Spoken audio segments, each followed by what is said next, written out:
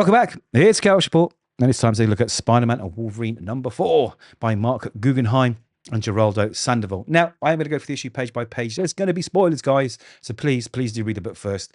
Like the video if you can, if you like the video, and hit subscribe as well. That would be fantastic if you do that. Just give it a little click right now. Only take 2 seconds, and I'd really appreciate it. So, the Janus Report, or rather the Janus Files, are the files that contain the secret identities of all the secret agents working across the Marvel Universe.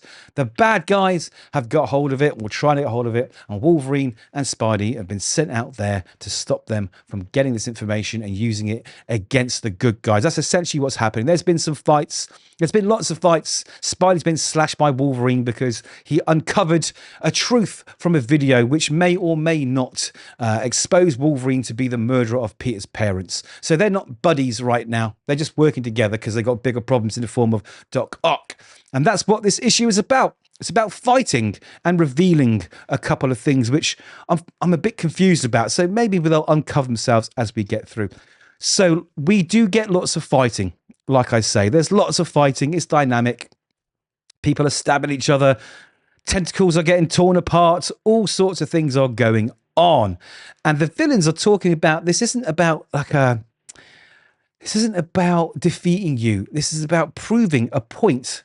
And the point is to humiliate them or show them their shortcomings or I don't know, reveal their inequalities. It's really kind of not very well explained at all. And I don't think we're supposed to know really yet why.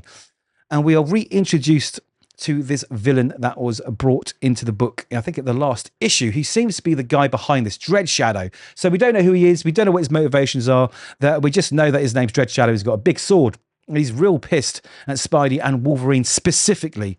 And he is there to exact some kind of revenge because of something that they are apparently responsible for. Now, it's not revealed in this issue at all. So the fight keeps on going. The fight keeps on going. And just when they're kind of, getting defeated, the guy says, hey, I'm not going to kill you.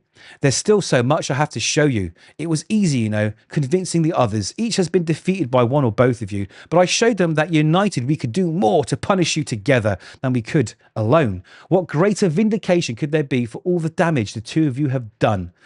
So he knows Peter's name as well because he says, Peter, right? So he knows who Peter is. So who is this guy? How does he know it? He's got two sort of cybernetic looking arms there as well. And he looks jacked, but he doesn't sort of remind me of anyone from Peter's past. So I don't know who he is. But he knows Peter's name. So that adds this new dimension is how does he know Peter's name? Where does he come from? But Peter tries to get the information out of him, but he's not talking. But we do see a face. We do see a face, and it still doesn't trigger any memories of previous characters to me, so I'm not sure what's going on.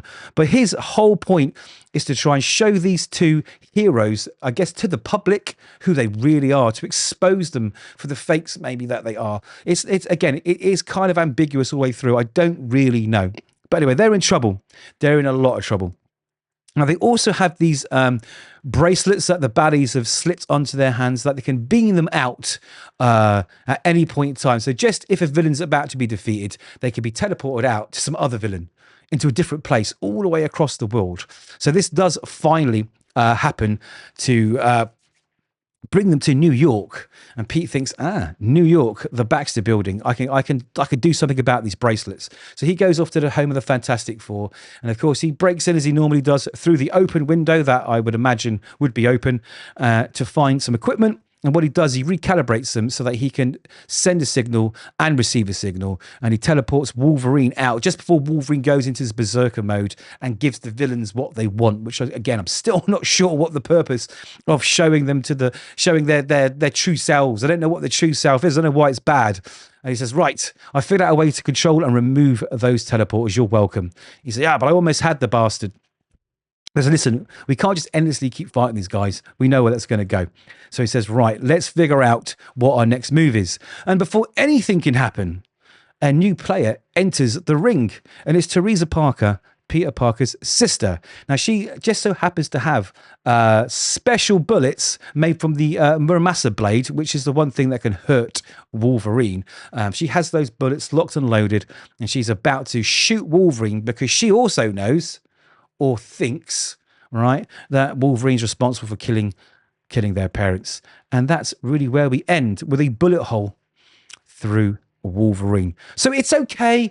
Like, I expected a little bit more from the issue. I don't hate it. I actually kind of like the concept. I want to know what this story is about, how Logan's connected to Peter's parents and their final moments, right? So that's kind of what's keeping me here. So I just want to know why. Now, this thing that's been introduced about the villain's motivation here isn't just to defeat them, or they want to humiliate them and expose them for who they are and show the damage that they've done. I'm not really sure what's going on with that, because, like I say, it isn't explained. And to be honest, I think we could have got a few more answers about that here to really sort of, I don't know, understand what this Dreadshadow guy is all about, right? Because he was introduced last issue. Now we've got him here. Now we've got to wait another month to really kind of get some kind of, I don't know, back history or motivation behind his actions. So I'm not really sure what's going on, but I'm sure it will be revealed in the next issue. So yeah, it wasn't too bad. We get another comic with Spider and Wolverine, so you can't be mad. The art's okay. I know some people love the art from the previous issues. I think was it Kara Andrews? Maybe they've switched the artists. But I'm not a big fan of that whole 90s revival style of art. So I'm not saying it's bad. I'm just saying it's not to my tastes. But all in all, it's okay. It was a quick read, lots of fighting, 2 favourite characters. So let me know your thoughts. You've heard mine, and hopefully you've liked the video and subscribed, and I'll see you in the next one with a bit of luck.